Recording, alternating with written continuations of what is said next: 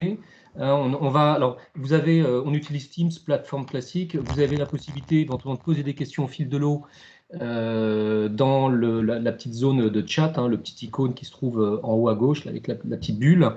Et puis on reprendra peut-être les différentes questions pour échanger en direct à l'issue de cette présentation, c'est-à-dire dans environ 45-50 minutes maximum. Voilà. Merci en tout cas de votre présence. On démarre la présentation et je vais laisser, pour parler un petit peu des enjeux assez passionnants autour du big data et surtout de l'intelligence artificielle, je vais laisser donc Marie-Aude vous faire un petit peu rêver peut-être. En tout cas, je l'espère. Voilà.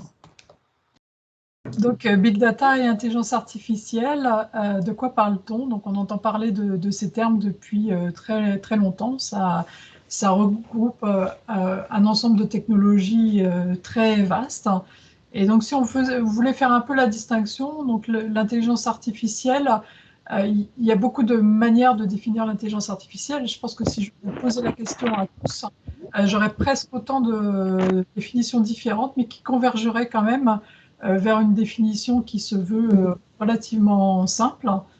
Donc l'intelligence artificielle, c'est quoi? C'est la capacité des machines à se comporter d'une manière que nous considérons comme intelligente. Alors ça veut dire quoi?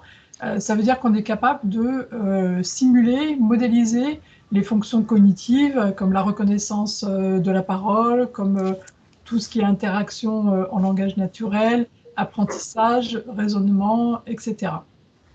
Le machine learning est l'une des disciplines de l'intelligence artificielle. Donc, il utilise ces technologies d'intelligence artificielle et se base en fait sur le traitement de volumes de données très importants, d'une part pour permettre à la machine d'apprendre par elle-même et également de s'améliorer par l'expérience, donc ce qui est très important.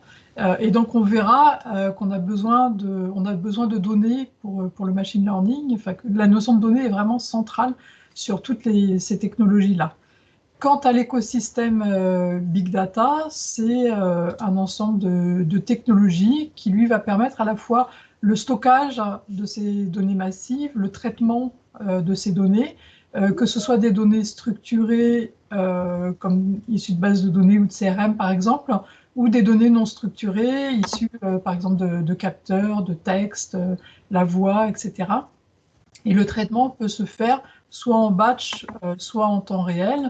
Et donc, le principal objectif, c'est vraiment la valorisation business à partir des données. Alors, en termes de cas d'usage et de potentiel, on n'a pas de limite, ou presque. Moi, j'ai souvent tendance à dire que la seule limite, c'est notre imagination. Après, il y a aussi les contraintes budgétaires qui donnent des limites. Mais là, on voit à peu près tous les cas d'usage, tous les secteurs qui peuvent être impactés par l'utilisation de ces technologies d'intelligence artificielle. Et donc, vous voyez, hein, ça impacte y compris le domaine du sport, les aspects juridiques, l'agriculture, à laquelle on ne pense pas forcément, et bien sûr, toutes les technologies de l'information, où on a énormément de données qui sont remontées des machines, du fonctionnement, du monitoring. Et donc, on peut utiliser ces technologies-là pour améliorer en fait l'efficacité opérationnelle de nos systèmes IT. Alors, pourquoi cette accélération de l'intelligence artificielle? Donc, l'intelligence artificielle, on en parle depuis très très longtemps. Donc, les algorithmes, certains algorithmes existent depuis très longtemps, les années 60 notamment. Donc, il y a trois raisons majeures sur l'accélération de l'intelligence artificielle. La première, c'est l'augmentation de la puissance de calcul et la diminution des coûts de stockage. Donc, comme on traite des très très gros volumes de données, il faut évidemment une puissance de calcul parfois phénoménale. Donc ça dépend vraiment des technologies. Et donc, cette amélioration a permis justement l'émergence d'algorithmes assez complexes et assez gourmands en termes de temps de traitement et de capacité, notamment CPU et RAM. Le second point de l'accélération, c'est les données. Évidemment, les données sont absolument centrales. On a plein de types de données générées. On a ceux qui sont générés par les organisations. Donc par exemple, sur un service de ressources humaines, bah, vous allez utiliser et générer énormément de données, de reporting, vous allez avoir tous les CV des candidats, ouais, vraiment énormément de données qui sont générées au niveau des entreprises. On a toutes les données qui sont générées par les machines, hein, donc les machines, les capteurs, les robots, voilà, toutes les alertes qui peuvent remonter. Et enfin, la troisième grosse source de données, c'est celle qui est générée par nous-mêmes, hein, par l'utilisation des applications, et donc toutes les traces numériques qu'on garde. Et en fait, ces données, c'est une véritable mine d'or en termes d'exploitation. Et l'objectif, c'est de pouvoir aussi les combiner avec des données ouvertes, ce qu'on appelle l'open data. Donc, on a énormément de données disponibles, de plus en plus, qu'on peut harmonieusement combiner avec nos données d'entreprise pour aller vers des cas d'usage beaucoup plus pertinents, vers de la personnalisation, vers tous ces aspects-là. Et donc, c'est vraiment ce qui est mis en œuvre par ces technologies Big Data. Donc, on voit que la face émergée de l'iceberg, c'est ce qu'on connaît. Et par contre, voilà, tout ce qu'il y a en dessous, c'est toute la valorisation que l'on peut faire des données à travers ces technologies, à travers le fait aussi de casser les silos de données et de mettre toutes les données dans un même repository qu'on appelle Data Lake et de les combiner avec des données externes. Donc, ce sont vraiment les trois raisons majeures de l'accélération de l'intelligence artificielle. Alors, on vous donnera d'ailleurs un exemple de volumétrie si on l'applique au métier de l'informatique. J'en parlerai juste après, hein, pour que vous ayez un peu une conscience de cette masse qu'évoque Marie-Aude. Alors, l'AIOps, donc c'est le terme qui désigne les enjeux de l'intelligence artificielle pour l'IT-Ops. Et donc, en fait, c'est à l'intersection de trois domaines, les technologies Big Data, le machine learning ou plus généralement l'intelligence artificielle et les opérations IT. Donc, ça combine trois secteurs d'activité différents. L'objectif, c'est d'aller vers du prédictif et du proactif plutôt que du réactif, avec pas mal d'usages potentiels. Donc, ça peut être réduire le temps de détection et de résolution des pannes, augmenter le temps moyen entre deux pannes, automatiser des tâches répétitives et fastidieuses, tout ce qui est amélioration de la sécurité et évidemment l'amélioration de l'expérience et de la satisfaction client, ou éventuellement réduire le temps de traitement des incidents. Donc il y a des cas d'usage extrêmement variés.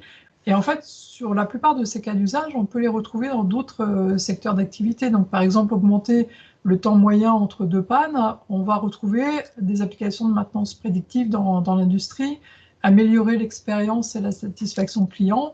On va retrouver des applications dans le secteur du marketing, par exemple. Donc on a en fait une segmentation de cas d'usage et qui peuvent être en fait déclinés sur beaucoup de domaines de l'entreprise. Donc c'est important aussi de pouvoir capitaliser dans les différents départements et les secteurs d'activité de l'entreprise pour pouvoir voir ce qui pourrait être réadapté éventuellement comme usage.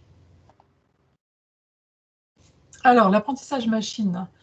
Mais qu'est-ce qui se cache derrière ça? Alors, l'apprentissage machine, d'une part, on a des données dont on a parlé tout à l'heure, donc des données massives qu'il faut préparer. Il faut bien évidemment que ces données soient de qualité, sinon les modèles qu'on va construire ne seront pas de qualité. Donc, il y a toute une phase très, très chronophage de préparation des données. D'un autre côté, on a les aspects infrastructure. Donc, on a besoin de moyens de calcul, on a besoin de RAM relativement importantes. Et en fait, au milieu, on va retrouver la notion d'algorithme fait par des data scientists ou alors en utilisant des technologies d'auto-ML, donc l'automatisation du machine learning. Et donc, ce data scientist va préparer les données, construire les algorithmes, donc la partie pré-traitement, concevoir l'algorithme, l'interpréter. Donc, on est sur un processus extrêmement itératif et extrêmement exploratoire. On sait à peu près quelle classe de méthode va s'appliquer pour tel type de problème. mais on n'a pas de certitude sur ce qui va fonctionner le mieux, donc on reste très exploratoire, donc on interprète le modèle, et une fois qu'on a un modèle qui nous satisfait, on a une partie encore très difficile à faire et relativement longue, qui est l'industrialisation et la mise en production. Et donc cette industrialisation, ça nécessite aussi de pouvoir effectuer la maintenance du modèle et de voir si les indicateurs changent et s'il faut éventuellement apporter des nouvelles données, enfin, comment on maintient ce modèle. Alors on a deux grandes classes d'algorithmes sur le machine learning.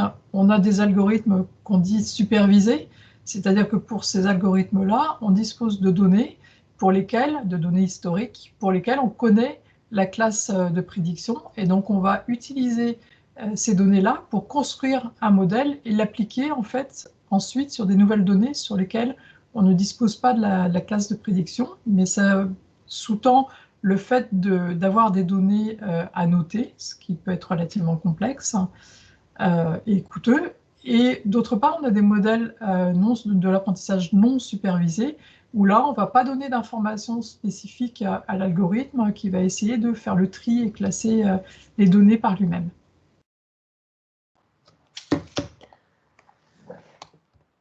Moi, j'ai juste une question peut-être pour illustrer. Est-ce que dans ces deux approches, on peut dans l'absolu quand même parler d'intelligence artificielle, hein, que ce soit sur des algorithmes supervisés ou non finalement? Parce qu'il y en a un qui est un peu aidé, de ce que j'entends. Oui, tout à fait, puisque le machine learning fait partie intégrante de l'intelligence artificielle, et notamment sur la fonction cognitive apprentissage. Très bien. Un petit mot sur les enjeux. On pourra revenir dans le cas des questions sur des notions peut-être plus pointues avec Mario, qui est spécialiste là-dessus. Un enjeu en fait sur l'enjeu du maintien en conditions opérationnelles pour la DSI, comme, je vais quand même mettre ma caméra, hop, pour la DSI ainsi que ses fournisseurs. Je vais essayer d'avoir une approche qui n'est pas forcément traditionnelle sur le sujet. Je voulais vous parler peut-être en introduction de cette partie-là d'un contexte économique, alors qui nous concerne tous, travaillant dans nos propres entreprises, ou comme salariés ou pas, ou comme entrepreneurs, en société de service au sein de DSI. Un petit mot quand même sur le contexte économique, et vous allez voir pourquoi je vais en parler. Ça, c'était les chiffres décembre 2019, donc c'était il y a un an.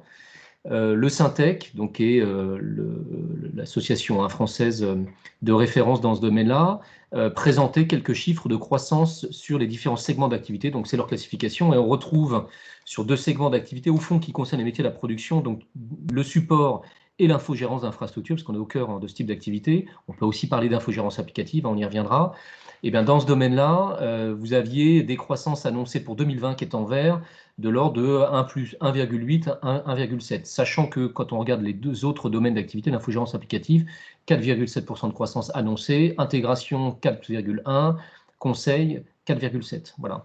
Donc, un constat qui est que les métiers de la production, du point de vue des fournisseurs, n'est pas forcément le métier sur lequel finalement les capacités de croissance sont les plus importantes. C'est ce qu'on appelle en fait un marché qui est déjà captif, un marché de renouvellement. Alors, depuis, malheureusement, je dirais, il y a le Covid, et en juillet 2020, donc c'est assez récent, la croissance de 4,2% du marché de l'ensemble des services en 2019 qui a été constaté, va baisser, en tout cas est en cours de baisse, c'est assez confirmé, de l'ordre de 6,7%. Voilà.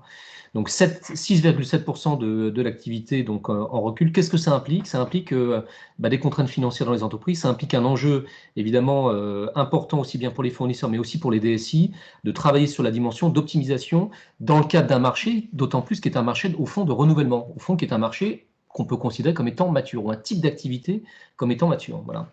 Alors ça, c'est un des éléments importants, on va le voir, parce qu'il y a un lien vers une dimension, on va dire, d'organisation portée par des aspects techno. Alors, les impacts, alors voir les grands enjeux, certains me diront il faut parler d'enjeux de satisfaction client et de qualité de service. Pour moi, je ne vais pas considérer que c'est des enjeux. La satisfaction client, c'est l'objet même finalement d'un contrat de service que vous avez avec vos utilisateurs en interne, vos métiers, ou vos clients si vous êtes une société de service. Ça passe par un contexte sécurisé, je dirais maîtrisé en matière de sécurité, notamment autour des différents domaines, on y reviendra tout à l'heure, de la sécurité, puis par une qualité de service. Bon, je dirais ça, c'est l'objectif, c'est pas un enjeu de faire de la satisfaction client, pour moi, c'est le gène même de ce que doit produire une activité au fond qui rend service, qu'elle soit interne ou qu'elle ait une position de fournisseur. Le vrai sujet va concerner plusieurs domaines, avec quelques constats qui sont un contexte économique, une concurrence et un marché de renouvellement, c'est l'élément qu'on vient de voir, donc là-dessus, et donc une nécessité d'être dans une posture de fournisseur compétitif. Le fournisseur, c'est aussi un fournisseur interne, hein. Ce n'est pas uniquement un prestataire de service. Un contexte financier et des attentes des métiers, évidemment, d'un point de vue budgétaire. Donc, ça veut dire qu'il faut que l'activité portée par les métiers de la production conserve de la productivité, qui est bien sûr de la productivité, de la scalabilité, une capacité à monter en charge en fonction des activités, ce qu'apporte notamment le cloud, hein, entre autres. Un enjeu, je dirais, il faut aussi désolidariser au maximum le travail humain, le travail individuel du résultat. Ça, c'est un enjeu qu'on retrouve dans les métiers de la production, donc avec un enjeu d'automatisation. Il y a une nécessité de recentrer sur les métiers de la production plutôt en mode plutôt du préventif que du curatif. Ça, c'est aussi un des éléments d'enjeu de proactivité, de prévisibilité finalement de l'activité, hein, un point important. Et plus c'est prévisible, plus c'est efficace et puis moins c'est consommateur de temps homme en tant que tel.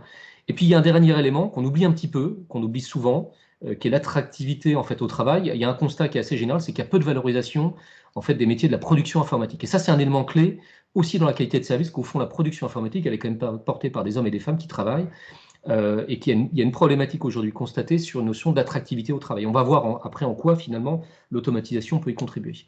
Alors, un petit détour sur le mythe et la réalité, hein. Là, les images de gauche que vous avez, ce sont finalement la projection marketing qu'on a des métiers du support utilisateur. C'est un métier de production, au fond, hein, avec la gestion de tickets, de l'incidentologie à traiter, des choses comme ça, du backlog. On retrouve les mêmes termes que sur les métiers de la production informatique, des services managés. Et vous avez en bas, vous avez la vision édulcorée de ce qu'est les métiers de la production informatique. Bon, ça, c'est un peu le côté marketing. La réalité du terrain, elle est plutôt là. Elle est plutôt là sur les métiers de service desk et sur les métiers de la production informatique. Alors, je sais qu'il y a quelques fournisseurs qui sont présents dans cette salle. Peut-être leurs cheveux s'hérissent sur leur tête. En tout cas, ça, c'est du constaté, c'est du vécu, hein. C'est des photos que moi, j'aurais pu prendre dans certaines structures que j'ai pu rencontrer, mais c'est la réalité du terrain. Voilà. Et dans un contexte de ce type-là, il faut mobiliser les collaborateurs autour d'activités de production, au fond, qui sont des activités contraignantes, hein. Gérer de l'incident, gérer des choses comme ça. Bien sûr, on parle de techno, il peut y avoir un côté passionnant, mais il y a un côté contraint, et en particulier sur les métiers en hausse, les métiers de service desk, où on constate une problématique de compétences, une problématique de turnover extrêmement importante, donc perte de connaissances, etc. Et quand c'est conjugué avec je dirais de la sous-automatisation au niveau de l'outillage, évidemment, c'est là où le service se dégrade. Bon. Un petit mot, alors ça c'est pour notre culture générale. J'ai été assez interloqué en 2018, il y a une étude qui était sortie sur les 10 professions les moins prestigieuses. Hein, alors ça part de l'éboueur malheureusement, etc. Sur certains métiers, c'est assez ciblé. Et dans les 10 métiers les moins prestigieux, c'est employé de centre d'appel. Alors centre d'appel, ça peut être des centres de relations clients qui font des appels sortants pour vendre, mais aussi des personnes qui reçoivent des appels. Voilà. Et dans les métiers en 2019, sur une autre étude, hein, on a cité les références, vous avez quelques métiers, informaticiens, téléconseillers, responsables CRM. Moi, j'étais un peu surpris de voir ça, hein, en métier non valorisé en 2019. Donc, il y a une image par rapport au type de métier qui fait que ce n'est pas appétant. Il n'y a pas d'appétence par rapport à ce type de métier. Et donc, ça veut dire que les sociétés ou les départements informatiques ont des problématiques pour staffer leurs équipes, avoir les bonnes compétences, conserver leurs collaborateurs. Voilà. Hein, en plus des enjeux techno qu'on a pu voir. Donc, cette dimension RH, et je voulais faire un focus là-dessus, est un enjeu assez important sur cette partie-là pour devoir se poser la question de finalement comment on est organisé autour de mon métier de production et quel type d'outillage je mets en place pour peut-être pallier malheureusement cet état de fait sur la non-attractivité de ce type de métier. Voilà. On parlait de volume tout à l'heure, Mario de l'évoquait. Hein. Les volumes, c'est quoi? Vous avez l'image d'un data center.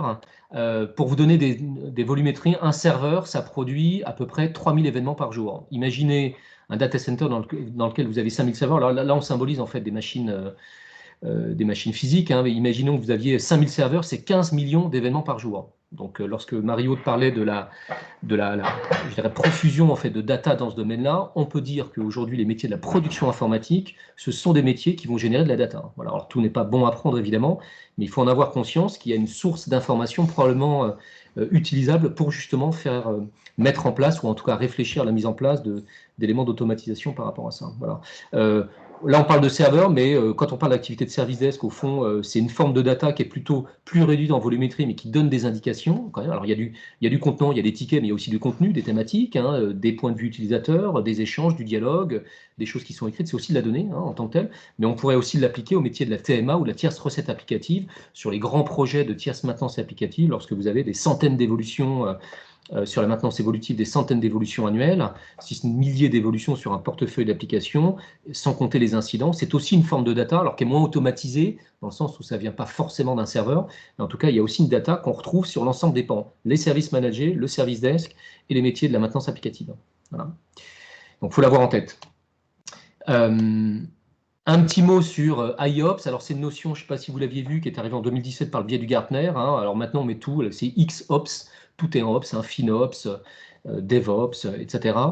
On parle aujourd'hui d'IOPS, hein, donc c'est les opérations par l'intelligence artificielle. Et on retrouve, on va dire, une vision un petit peu fonctionnelle de ce que ça implique, qui est important à comprendre et au fond qui est un peu la première étape pour une équipe pour se pencher sur le sujet, qu'est de comprendre finalement ce qu'il peut y avoir dedans. Moi, je trouvais la vision qu'a le Gartner finalement assez intéressante sur le sujet, où on retrouve les différents domaines qu'il faut pouvoir connaître, maîtriser, comprendre quel est le niveau de maturité qu'on peut avoir dans sa production sur ces différents domaines, pour ensuite aller chercher des chantiers, pas forcément massifs et globaux, on y reviendra dans les méthodes de mise en œuvre, mais d'aller savoir chercher quels sont les différents domaines sur quelle est on va dire, ma maturité sur la gestion des incidents, qu'est-ce que ça implique comme data que je peux avoir ou pas, sur les problématiques d'automatisation, où est-ce que j'en suis, où est-ce que je vais devoir travailler pour mettre en place ce genre de choses, sur les métriques, etc. Voilà. Donc c'est une façon finalement pertinente d'avoir au fond un référentiel projet autour duquel les équipes vont pouvoir réfléchir et travailler pour à la fois au démarrage,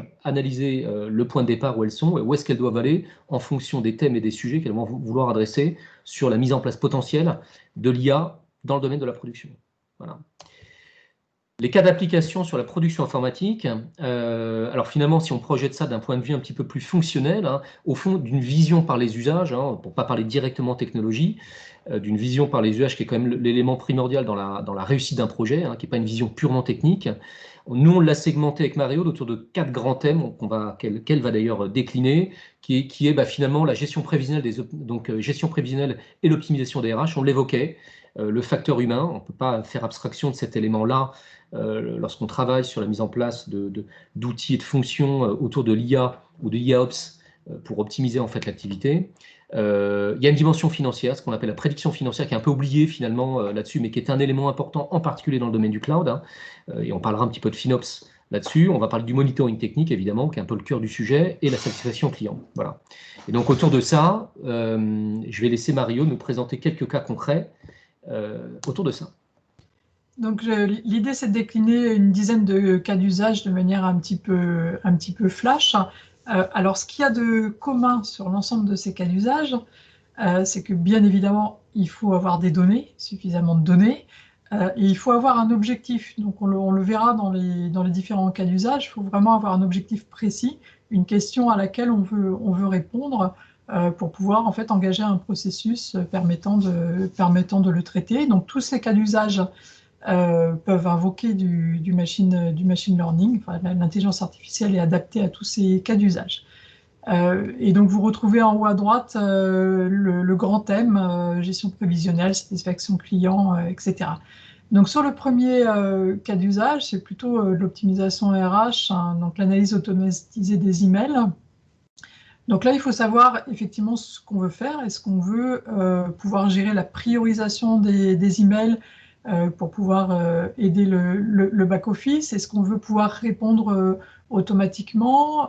Est-ce qu'on dispose d'éléments de connaissances a priori, des grands thèmes sur lesquels on veut travailler? Est-ce qu'on n'a rien du tout? Donc les techniques dépendront vraiment de l'objectif, de ce qu'on veut faire et du type de données. Donc ça peut être de la classification et du suivi des emails. On peut identifier en fait le contenu des emails via une analyse sémantique. On peut aussi récupérer les documents qui sont en pièces jointes et traiter les documents qui sont en pièces jointes. On peut fournir des réponses automatisées et personnalisées. On peut aussi identifier le niveau d'urgence. Donc vous voyez que les cas d'usage sont quand même très variés. Les gains, c'est évidemment un service 24/24 disponible. une baisse significative de la charge pour les personnes qui sont en charge du traitement de ces emails. Ça fait quand même souvent partie des irritants, la gestion des emails. La pertinence de la réponse, et donc on peut aussi faire de la réallocation de ressources humaines sur le temps qu'on aura gagné en termes d'automatisation.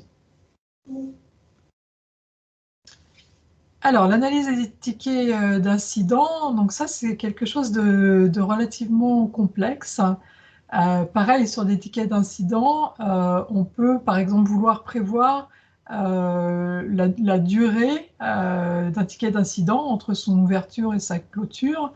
On peut pouvoir voir son évolution dans le temps, savoir en fait à quel niveau il faut escalader le ticket d'incident. Donc là encore, on a plusieurs objectifs possibles. Donc on peut classer les tickets d'incident et les prioriser. On peut prédire l'évolution du ticket et éventuellement le temps qu'il va prendre, la prédiction du temps de traitement d'un ticket. L'analyse sémantique du texte sur les parties texte libres dans les tickets pour pouvoir répondre de manière pertinente. Identifier le degré d'urgence. Alors ce qui est compliqué dans ce type d'application, c'est qu'on a beaucoup de termes techniques. Donc en fait, on a des données très, très bruitées et donc l'analyse sémantique est relativement compliquée.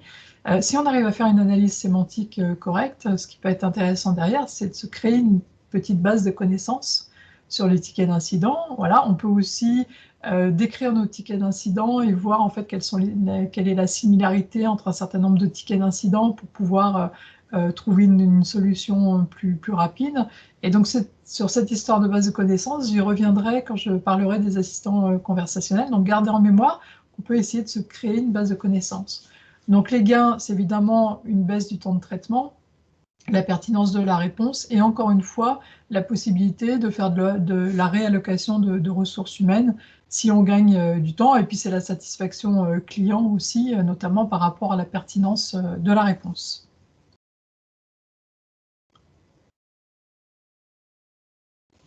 Alors, sur la prédiction financière, donc la gestion prévisionnelle des dépenses sur des environnements cloud.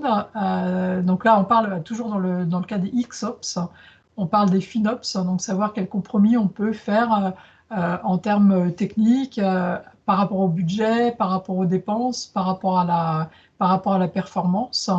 Donc cette gestion prévisionnelle des dépenses, ça peut se faire sur les phases de build et de run.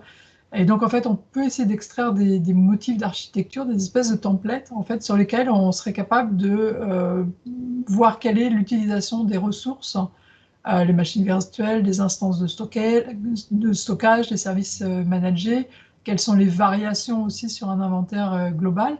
Et donc, à partir de ces données historiques, pouvoir construire un modèle prédictif de l'utilisation des ressources et donc de rationaliser en fait les coûts, de pouvoir les piloter et de faire des recommandations. Alors ça peut servir aussi sur cette gestion prévisionnelle des dépenses sur l'environnement cloud. On est aussi beaucoup sur la datation, sur des environnements hybrides où on va avoir un certain nombre de traitements en production qui vont être faits on-premise et un certain nombre d'expérimentations, notamment de data science, qui peuvent se faire sur des environnements cloud. Et donc, quelque part, baisser les coûts, puisqu'on va avoir uniquement l'utilisation de machines à la demande pour la conception des modèles et qu'on récupérera après sur des environnements on-premise. Voilà, ça permet de faciliter en fait la data science. La prédiction des commissionnements, c'est un peu dans le même style, c'est de la prédiction financière aussi.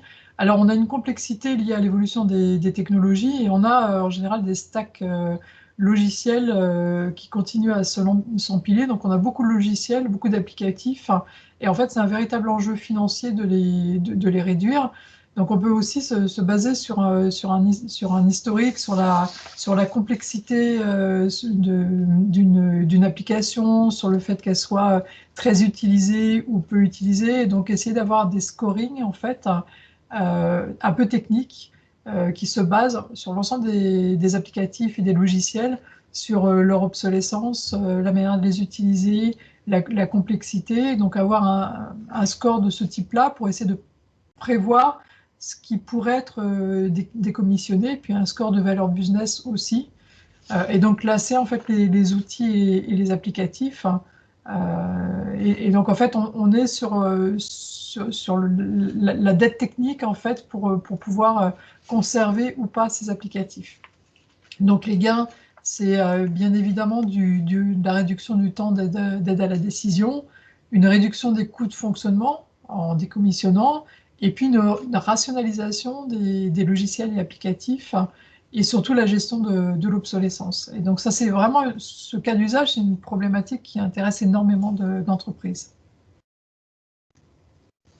L'optimisation des ressources physiques, on est sur le monitoring technique, donc là on va vouloir allier performance et économie de ressources, donc caractériser en fait quel est le déploiement et l'utilisation des ressources matérielles, CPU, RAM, machines virtuelles, etc.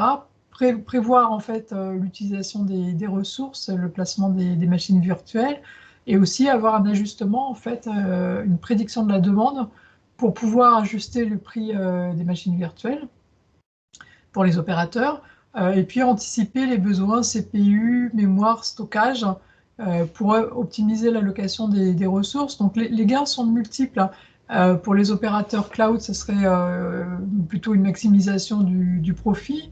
Pour les entreprises, la prédiction de l'utilisation des ressources, ça va permettre en fait d'avoir une budgétisation assez précise par rapport à des classes d'applications, améliorer l'allocation des ressources, et bien évidemment, ce qui intéresse aussi beaucoup d'entreprises, c'est la réduction de l'impact environnemental, c'est-à-dire vraiment de n'utiliser que ce dont on a besoin à un moment donné. Alors ça pose la question aussi du stockage des données et de l'obsolescence des données, c'est-à-dire jusqu'à quand on garde les données, quels sont les critères d'obsolescence des données. Détection et prédiction d'anomalies, c'est aussi sur du monitoring technique. Alors là, c'est plutôt à base des fichiers log. Donc les problématiques qu'on a, c'est de garantir la disponibilité et d'être capable de prédire l'apparition de pannes ou d'anomalies en temps réel pour garantir aussi une durée d'intervention et de résolution. Et alors en fait, on a des systèmes de plus en plus complexes, hein, et donc en fait des logs qui nous arrivent d'énormément de sources de données. Du réseau, des logiciels applicatifs, des bases de données, du data lake. Donc c'est comment en fait on combine toutes ces sources pour avoir un monitoring le plus efficace possible. Alors on a pas mal de technologies, hein. On peut avoir en fait une modélisation d'un fonctionnement nominal, et donc à partir du moment où on a ce fonctionnement nominal, on est capable de prédire les anomalies qui arrivent, et donc de les voir arriver en temps réel et de les gérer. On peut aussi se baser sur l'extraction de patterns, donc de motifs fréquents, donc voir quels sont les motifs fréquents, ce qui peut s'écarter de la norme éventuellement. Donc voilà, ou utiliser des méthodes qui vont se baser sur les séries temporelles. Donc les gains, là encore, c'est l'anticipation et la prédiction des pannes, et puis une meilleure disponibilité et des meilleures performances associées. La cybersécurité en appui de la sécurité, donc pour neutraliser les menaces et garantir la conformité.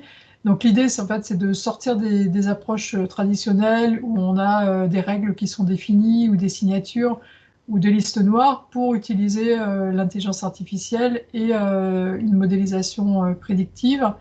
Modélisation de comportement aussi, donc on peut, enfin, on a des comportements qui sont relativement imprévisibles, que ce soit au niveau mail, au niveau cloud, au niveau réseau Internet, hein. Donc l'idée, c'est d'essayer de voir en fait quelles sont les anomalies en termes de comportement. Est-ce que c'est des anomalies ponctuelles?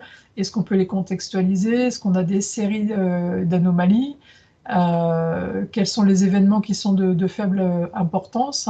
Et donc l'objectif, évidemment, c'est de contrer les cybermenaces de plus en plus importantes, et donc avoir une vision agrégée des menaces et des événements. Alors ce qui est extrêmement difficile dans ce cas d'usage, c'est d'une part qu'il faut quand même disposer de données historiques suffisantes, hein, et surtout que les menaces changent de manière permanente.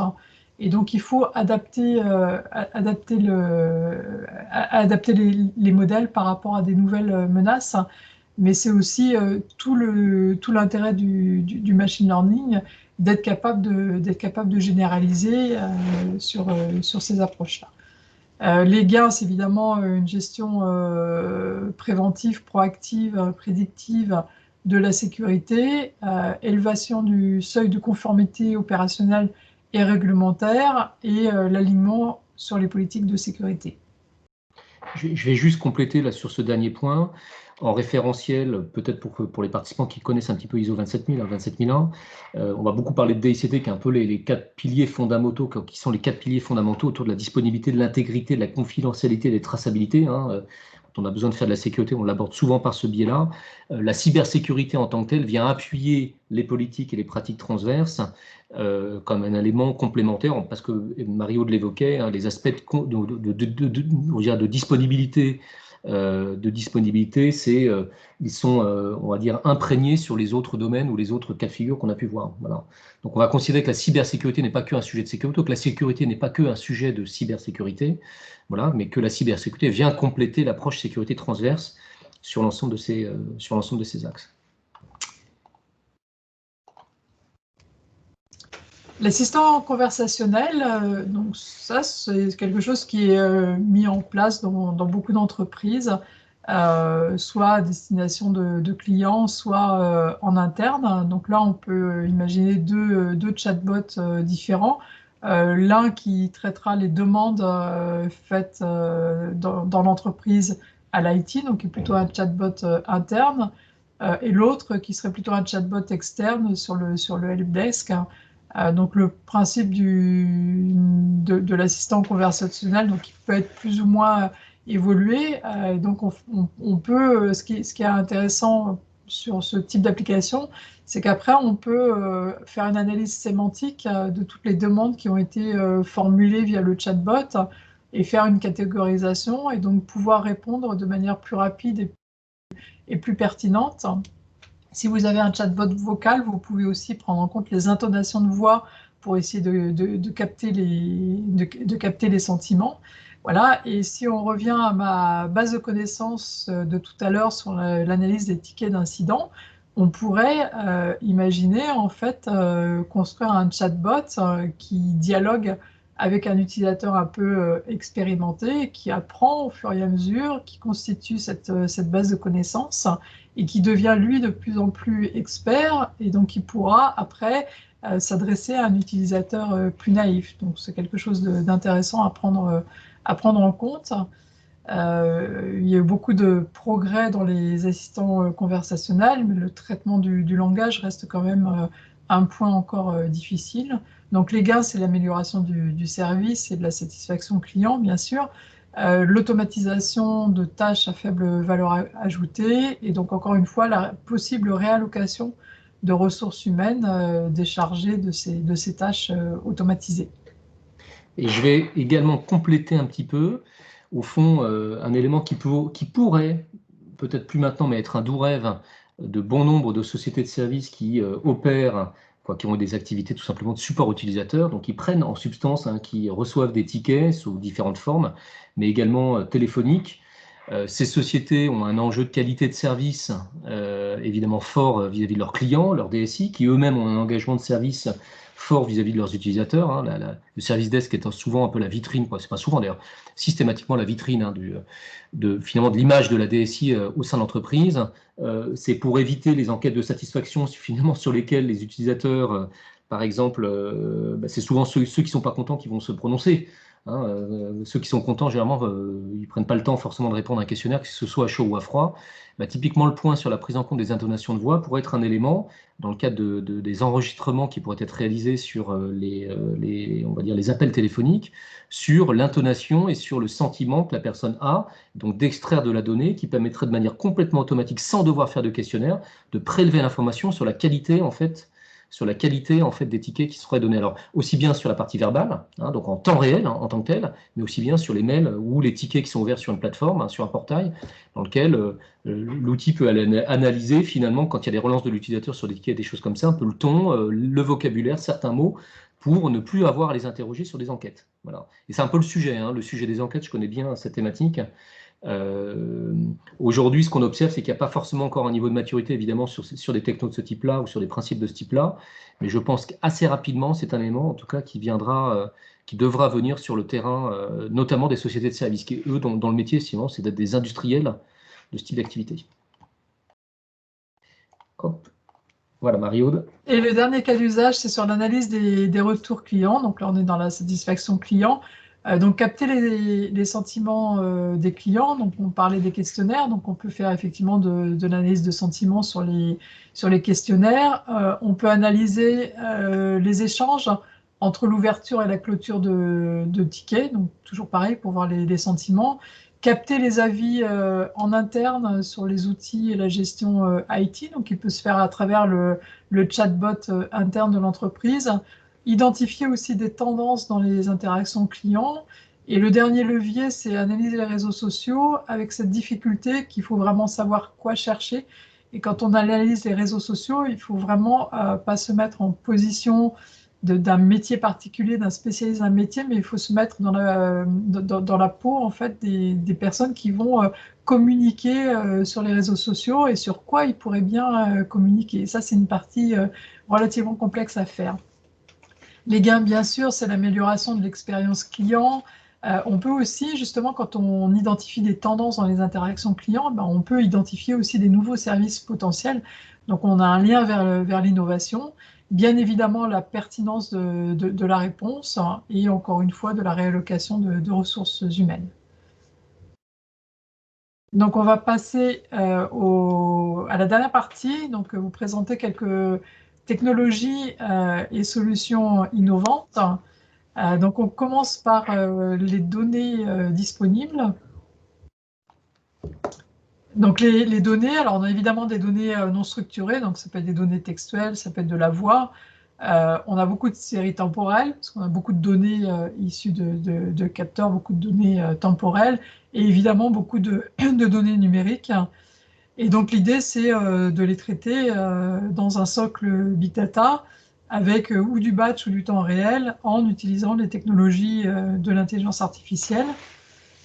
Et donc ces technologies de l'intelligence artificielle, donc le vocabulaire qu'on peut retrouver, qui est adapté à ces cas d'usage pour l'IT, c'est tout ce qui est traitement du langage naturel, le NLP, avec des progrès quand même assez spectaculaires, notamment dans la génération de texte, par exemple, génération de résumés, de comptes rendus, l'extraction de motifs fréquents, donc on va aller regarder ce qui se répète fréquemment, par exemple dans les fichiers log, la modélisation prédictive pour essayer de prédire en fait une panne avant qu'elle arrive. Bien entendu, les réseaux de neurones et le deep learning, et puis des techniques de clustering et des techniques un peu innovantes aussi autour des graphes. Si on prend l'exemple de la cybersécurité, on peut très bien avoir une représentation en graphe pour voir en fait un peu quelle est la propagation d'une alerte de sécurité ou quelles sont les communications entre les différentes machines. Donc on peut utiliser aussi ces techniques à base de graphes pour extraire beaucoup d'informations. Alors on a pléthore de solutions existantes. Donc ça c'est la dernière publication de France Digital sur les 450 startups et marchés de technologies existants. Donc vous voyez, c'est difficile de s'y retrouver. Donc il y a énormément de solutions existantes. Et à côté de ça, il y a beaucoup de développement in-house et de modèles créés spécifiquement pour un besoin particulier d'une entreprise. Alors là, effectivement, on parle d'un écosystème très centré, hein, Mario parlait de start-up, donc écosystème extrêmement centré vers l'AI. On n'est pas forcément, d'ailleurs, dans les logos, je ne sais pas si vous observez quelques logos, on n'est pas forcément dans les métiers un peu traditionnels de l'IT, on va en parler juste après, hein, qui est un deuxième élément d'approche que des prestataires, en tout cas des éditeurs, on va dire, de solutions ont, avec une approche métier IT en l'occurrence. Donc, c'est évidemment difficile de faire le pont, voire d'avoir un trait d'union cohérent entre cet écosystème et ces technologies propres au monde de l'intelligence artificielle. On ne parle pas d'IOPS, là, dans ce cas de figure, on va en parler après, et les métiers de l'IT. Hein. Quand on regarde le vocabulaire, un peu le pendant de ce qu'un informaticien, finalement un DSI, va évoquer, on est sur des événements, des journaux de log, hein, de la performance, du routage redondant de tickets, du déclenchement automatique de workflow, des choses comme ça. Donc on a en fait au fond une forme de gap entre le vocabulaire, les principes, les concepts du monde de l'intelligence artificielle et de son écosystème propre, qui est présenté à droite, et finalement le quotidien, le vocabulaire de ce qu'on vit dans les métiers de l'IT. Alors, le pont dans tout ça, finalement, il faut avoir en fait en tête déjà un niveau de compréhension en fait sur les technologies, la dimension technique, hein, des plateformes IAOPS, qui sont des plateformes qui se disent travailler sur des technologies d'intelligence artificielle appliquées aux opérations informatiques. C'est comme ça qu'il faut le traduire. Hein. Il faut déjà avoir un peu cette segmentation sur la manière dont ces technologies vont être structurées. Hein. Je parle des solutions plus que des technologies d'ailleurs, l'IAOPS, autour de la source de données, les événements, les journaux. Donc ça, c'est un élément que tout le monde évidemment peut comprendre. Autour du traitement de la donnée sur les plateformes, hein. Il y a une problématique de plateforme de traitement temps réel avec des technologies bien sûr associées, hein, qui sont citées, hein, Hadoop notamment, quelques technos Apache ou autres. On a en fait des problématiques de règles et de motifs que notamment Mario évoquait. Donc dans la structuration de ce type d'outils, c'est l'application de règles et la reconnaissance de motifs et toute autre techno qui peuvent, on va dire, influer ce type d'approche. On a le principe d'apprentissage automatique qu'évoquait aussi Mario, hein, dans la capacité notamment par exemple des chatbots à pouvoir monter et auto-apprendre finalement dans ce domaine-là. On a une couche en fait liée à l'algorithmie en tant que telle, la corrélation, la structuration des données, hein, ce qu'on appelle l'élimination de bruit, notamment les alertes sur anomalies. Hein, donc c'est tous les modèles en fait au fond un peu mathématiques qui vont permettre de segmenter et de au fond séparer le bon grain de livret dans l'information à prendre. Hein. Si on parle de cybersécurité, c'est notamment les faux positifs. Voilà, donc ça c'est un élément, une des couches de réflexion qu'il peut y avoir. Et puis il y a le principe d'automatisation au fond, hein, qui est une fois qu'on a adressé l'ensemble de ces gestes, c'est de travailler sur l'automatisation, si ce n'est le reporting, pour automatiser et assurer le reporting nécessaire, les prises de décision automatiques, ou alors la représentation de l'information, pour qu'ensuite les opérateurs, on va dire au sens large, les décideurs, puissent prendre des décisions d'après les informations qui leur sont données. Voilà. Donc ça, c'est déjà une vue, on va dire, un peu des différents segments des technologies qu'on doit pouvoir retrouver dans IEOPS, ou en tout cas des questions qu'on doit pouvoir se poser lorsque un éditeur arrive avec une solution fantastique qui va révolutionner le sujet en se posant la question sur ces différents éléments, comment est-ce qu'ils travaillent, c'est quoi les vrais technos. Voilà.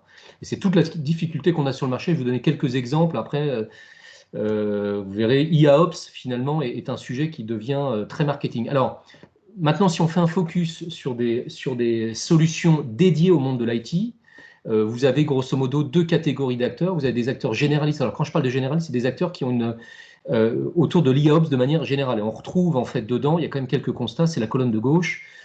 Sur des noms de sociétés, objectivement, qu'on ne connaît pas forcément, si ce n'est assez peu, hein, sur un stand d'acteurs qui sont, alors pas en gras en l'occurrence, qui sont des acteurs majoritairement récents, plutôt, si ce n'est exclusivement, quasiment américains. On se demande où se situe ne serait-ce que l'Europe là-dessus, sachant qu'il y a des Anglais, hein, un peu à droite là et à gauche.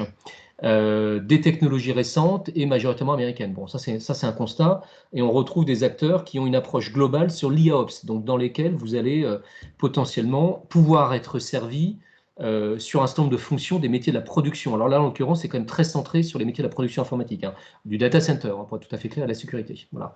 Donc ça, c'est un premier élément. Pas évident d'avoir d'informations détaillées sur les technologies, pas évident, évidemment, voire peu de références sur le marché européen, si ce n'est français, sur des technos de ce type-là, et quelques acteurs historiques, hein, CA Technologies, quand elle a changé de nom, BMC, IBM, acteurs historiques, qui, eux, se positionnent sur des technos de ce type-là. Alors, c'est peut-être des structures qu'ils ont rachetées, voilà. Alors, ça n'est pas forcément exhaustif, notamment quand on regarde l'étendue de l'écosystème que présentait Mario tout à l'heure.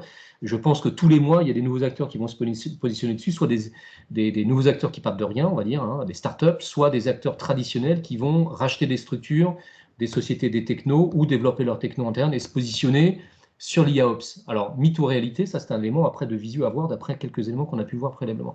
Acteurs spécialisés, on a des acteurs après qui vont, eux, qui ont décidé d'avoir un positionnement focusé par domaine autour de l'ITSM. Alors, on retrouve par exemple ServiceNow, qui aujourd'hui évoque ce sujet de l'IAOPS.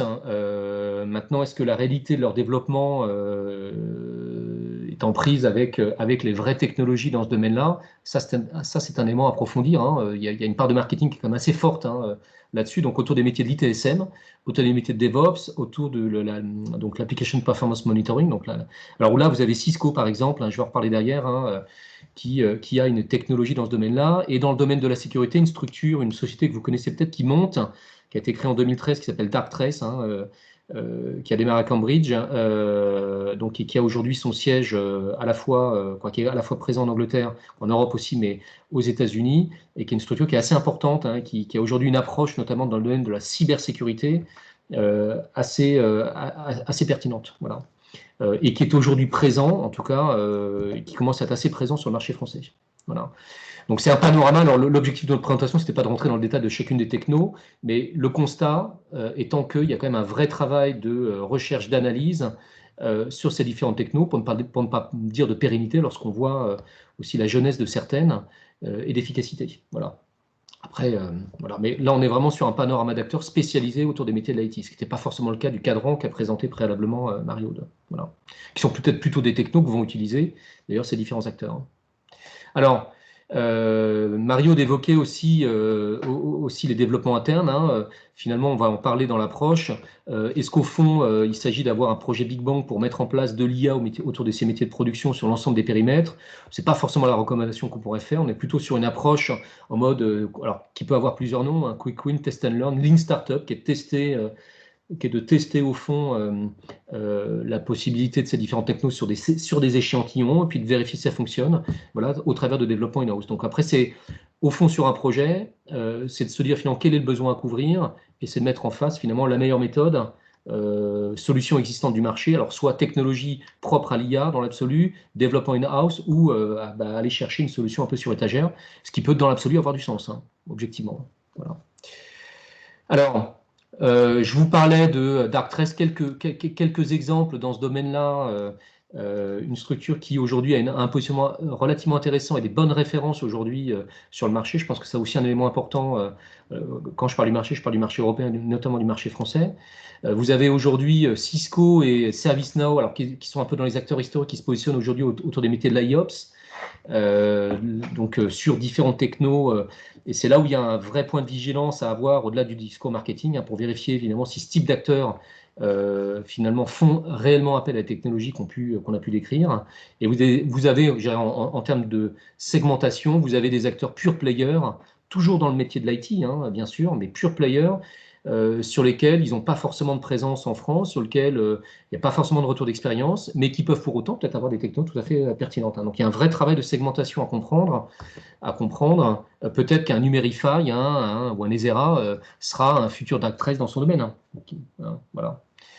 Donc voilà un petit peu la segmentation, le panorama de la segmentation qu'on peut retrouver. Alors comment engager son projet de transformation DSI et services par l'IA? On ne va pas forcément vous parler d'une approche traditionnelle, c'est-à-dire expression de besoin, POC, etc. Ça, c'est quelque chose qui s'applique à finalement tous les projets possibles. Mario, peut-être pour le... Alors, oui, juste un point. Oui, il y a juste un petit point. Travailler dans le domaine de l'IA, on l'a vu, au fond, c'est déjà une question de mindset. Voilà, c'est un petit peu le mot en tant que tel. C'est pas inné, c'est pas induit. C'est pas évident à engager ce type de projet. Ça peut paraître un petit peu ésotérique d'ailleurs. Hein. L'IA appliquée au monde de la production, attendez, on va se concentrer déjà sur les fondamentaux et après on en parlera. Ou alors certains diront c'est du marketing et c'est pas la réalité. Mais c'est déjà une question de mindset, voilà, dans l'absolu. Voilà. Donc on va vous présenter une façon de faire pour, au niveau de la conduite de changement et des rôles, comment engager ce projet IA pour l'IT. Alors on a une première phase d'initiation au niveau donc par les métiers. Donc là c'est plutôt le rôle métier à ce niveau-là pour pouvoir déterminer quels sont les usages dont les métiers ont besoin. Donc, comment on démarre, par quoi on démarre, est-ce qu'on a des données, quel est le besoin précis. Voilà. Alors, si on parle des métiers, d'ailleurs, pour préciser, c'est les métiers en tant que tels de l'entreprise. Hein, sur certains domaines de la production, évidemment, qui sont concernés sur la couche applicative, hein, purement métier. Et puis, vous avez les métiers comme les métiers de la DSI. Au fond, c'est un métier à part entière qui a ses propres besoins de production en tant que tel. Hein. Le deuxième volet, en fait, va concerner Le deuxième volet, finalement, va concerner, toujours dans cette idée de mindset, d'avoir cette notion de sponsoring, hein. Un projet de ce type-là, ça peut être un peu le serpent de mer, ça peut être le projet qui démarre sur de bonne volonté, mais finalement qui n'a pas forcément suffisamment d'appui en interne là-dessus. Donc la notion de sponsoring par la direction, les directions d'activité, les directions métiers est un élément important. Voilà, pour être porté dans la durée, notamment, sur ce type de notion. On a ensuite une phase de co-création, donc à partir du moment où on a des usages qui ont été repérés, donc il faut faire émerger l'ensemble des usages et voir en fait est-ce que ces usages peuvent être implémentés facilement ou pas. Donc là, ce sont les métiers et la team data. Donc tout ceux, la team data, c'est des data engineers, des data scientists, des product owners, etc. Donc de voir en fait quelle priorisation on peut donner aux différents cas d'usage, quelle est la faisabilité technique et quelle est la valeur business apportée. Donc là, c'est vraiment de la co-création et ça peut se faire avec des ateliers design, par exemple. Ouais. Voilà, la manière dont c'est animé est un élément important, hein. L'accompagnement par l'IT, évidemment, alors ça peut être pour son propre besoin, donc elle s'auto-accompagne finalement. Ça peut être de l'accompagnement par les métiers, c'est ce qu'on évoquait en amont, hein, quand il s'agit de sujets en connexion directe avec les enjeux et les activités des métiers sur certains environnements informatiques. Donc je dirais la technique d'accompagnement, la méthode, le savoir-être, le savoir-faire déjà, le savoir-être aussi en tant que tel d'animation, ces sujets est un élément crucial, hein. Qu'on va retrouver d'ailleurs si on fait le pendant par rapport au métier de l'agilité, notamment et Scrum, hein, qui est une manière de travailler, une manière de réfléchir sur le sujet pour travailler sur la dynamique d'équipe. La phase suivante est le pilotage, hein, donc le pilotage par la team data. Donc là, il s'agit en fait de mettre en œuvre le projet. Donc on va impliquer les data engineers, les data scientists, les architectes data, etc., pour pouvoir gérer la préparation des données, la conception des modèles et l'interprétation et le retour vers les métiers des résultats obtenus. Donc vraiment cet aspect pilotage du projet. Ouais. Alors, si les data scientists d'ailleurs sont rattachés au sein de la DSI, ce qui n'est pas forcément une évidence dans l'absolu, hein, en l'occurrence, la DSI serait son propre client. Voilà. Ou alors la DSI deviendrait finalement le client d'autres départements dans lequel il y aurait des spécialistes de la data. Pourquoi pas, hein. Alors, on inversera un peu les rôles par rapport à la posture de la DSI, hein. Oui, Voilà. on peut imaginer qu'il y a un data lab au sein de la DSI et non pas Absolument. forcément centralisé dans l'entreprise. Donc il y a vraiment tous les modes de fonctionnement possibles. Oui, absolument. Ouais. Bon, le déploiement, évidemment, le déploiement, dans une logique, nous, on va plutôt recommander comme étant, c'est-à-dire pas travailler sur un déploiement massif pour pas tomber dans les biais de déploiement de solutions finalement qui n'aboutissent pas ou de projets qui n'aboutissent pas, travailler sur des notions d'échantillons, sur des petits périmètres, vérifier la faisabilité, se donner des quick wins et des capacités à mesurer l'avancement sur des périodes de temps courtes, hein. C'est l'approche Lean Startup, hein. Alors, il ne s'agit pas de Lean Management, mais bien de Lean Startup. C'est on teste quelque chose, on investit un petit peu, ça ne fonctionne pas, on arrête, on change et on pivote de direction, hein, par exemple, hein. Donc, il faut vraiment avoir cette notion et cette agilité en tant que telle. Donc, il faut être à la fois ambitieux et avoir une ambition globale pour ne pas la perdre de vue, mais commencer par la règle, ce qu'on appelle la règle des petits pas, tout simplement. Voilà. Pour compléter sur le déploiement, il y a aussi la partie industrialisation. Donc il faut en fait très bien définir quels sont les critères de passage du POC à un pilote et à une version industrialisée et complètement déployée. Et ça, il faut quand même aussi le penser dès le début du projet. Donc, il ne faut pas penser uniquement en POC, il faut penser dès le début du projet la manière dont on va le déployer, quels sont les outils, les méthodes, sur quel périmètre on va le déployer, et surtout les critères de passage qui soient bien définis, connus et acceptés par toute l'équipe. Donc, il faut accepter aussi d'arrêter un projet et de capitaliser de la connaissance, c'est-à-dire pourquoi on a arrêté ce projet, qu'est-ce qui s'est passé, et donc de capitaliser la connaissance. Et la dernière étape du slide précédent, c'est la validation. Si tu peux remettre le slide Oh, précédent. pardon. La dernière étape, c'est la validation par les métiers. Donc, il faut communiquer aux métiers les résultats. Et donc là, la partie visualisation est extrêmement importante. Et la manière de présenter les choses est très importante aussi. Et donc, il faut avoir une personne qui soit capable de faire l'interface entre les métiers techniques, les data scientists et les métiers pour pouvoir vraiment engager le dialogue et la validation au niveau des métiers. Sur la mise en œuvre de projets AIOps, bon, on est un peu, enfin, toujours sur les mêmes problématiques, c'est-à-dire que au départ, il faut quand même comprendre ce qu'il est possible de résoudre ou pas avec l'intelligence artificielle. Donc, est-ce que le problème que j'ai formulé peut se formuler en problématique d'intelligence artificielle ou non? Il faut ensuite définir ce qui est le plus critique, hein. Donc, on retrouve l'aspect priorisation des projets. Quels sont les besoins technologiques? Comment je vais mettre en œuvre de manière pratique ce projet, que ce soit sur la partie POC ou sur la partie industrialisation? Quelles sont les compétences dont j'ai besoin, les compétences qui me manquent? Donc, vraiment de faire un audit des technologies et des compétences avant de commencer la mise en œuvre du projet. Ensuite, il faut définir l'architecture et la mise en œuvre précise.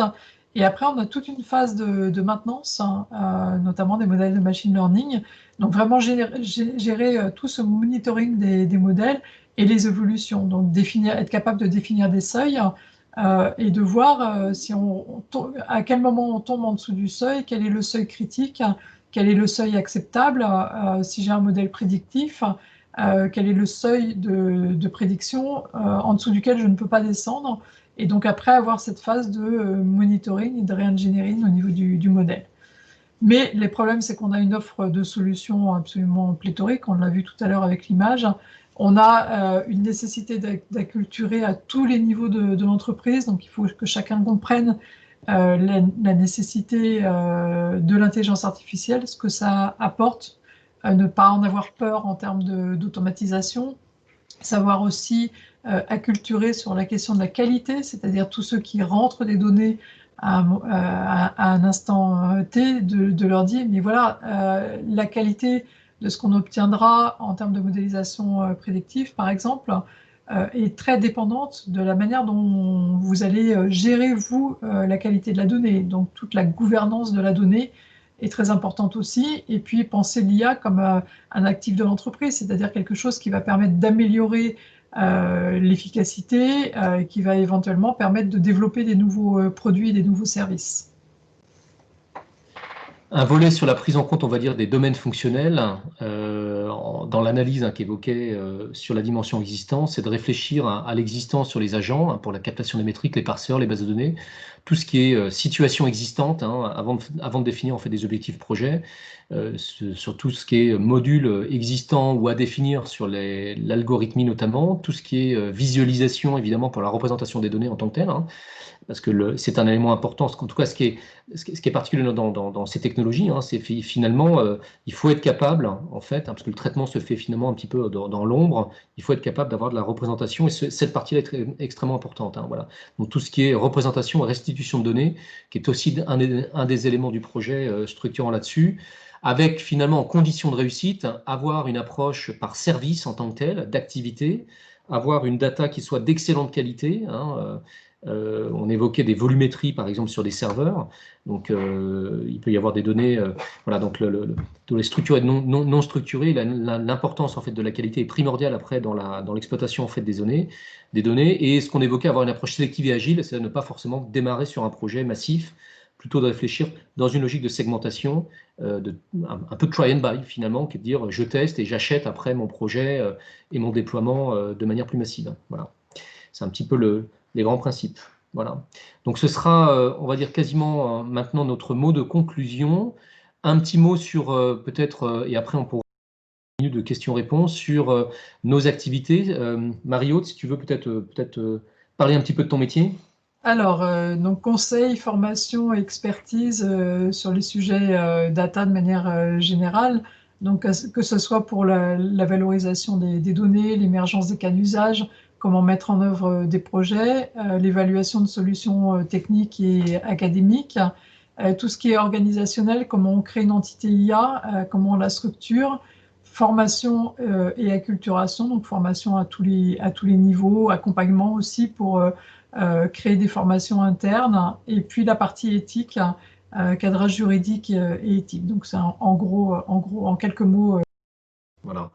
Bon, un peu le pendant de nos activités autour des métiers du conseil, de la formation et de l'expertise chez Intuitio, autour de deux grands domaines qui sont la gouvernance, on va dire, des métiers d'informatique, autour des problématiques de transformation et de performance, et bien sûr du sourcing, évidemment, au-delà de la dimension théorique des projets, l'application et l'accompagnement, la mise en œuvre des projets, et autour du cloud, qui est un des pans finalement d'activité, et particulièrement concerné par les technologies potentiellement qu'on évoquait, autour des stratégies, des architectures et de la gestion des dépenses. Voilà, il y a un sujet important aussi sur cette partie-là. Donc, c'est du conseil, c'est de la formation, c'est l'expertise.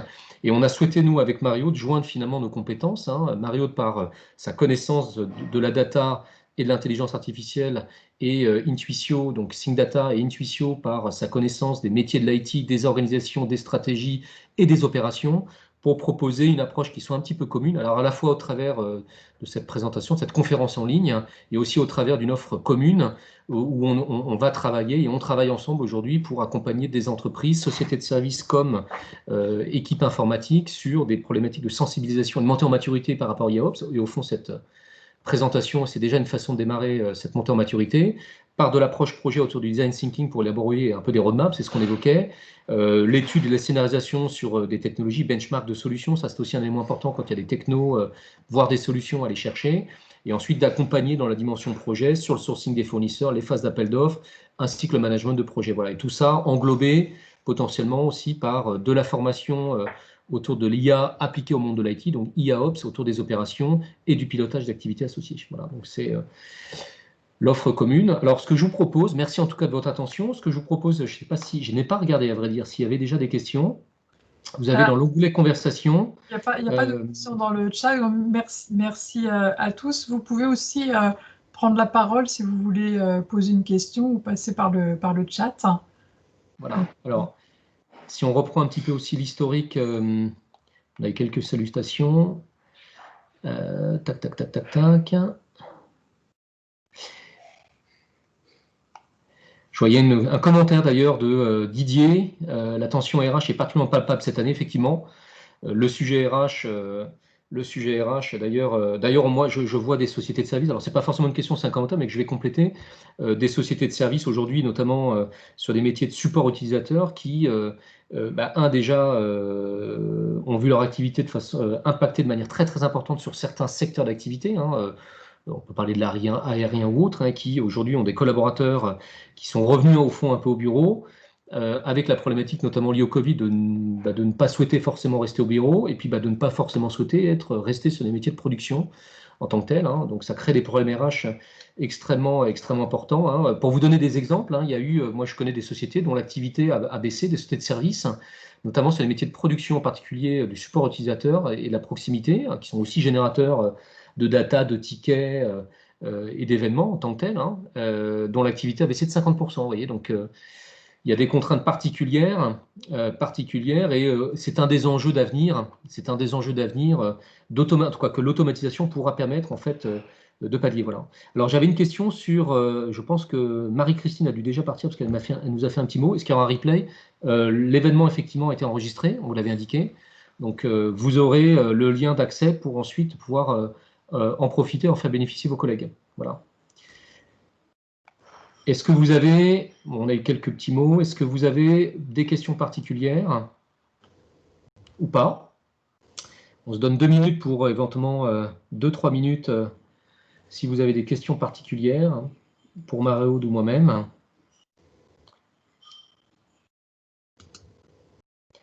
Alors je regarde un petit peu. Une personne, il y a Ruth, je ne sais pas comment on le prononce, il nous dit bonjour. Bonjour. Alors, je travaille à l'audit IT. Quid de l'auditabilité des processus? Très complet. Alors, Mario, tu veux répondre ou sur la partie je te laisse auditabilité des processus? Alors, à l'auditabilité des processus, alors je dirais que ça dépend un petit peu